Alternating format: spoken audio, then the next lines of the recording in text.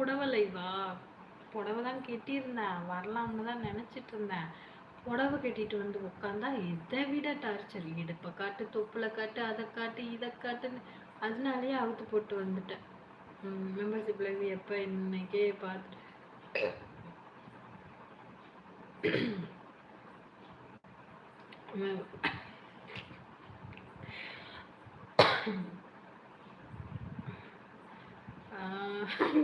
கேர்னஸாக இருக்கு.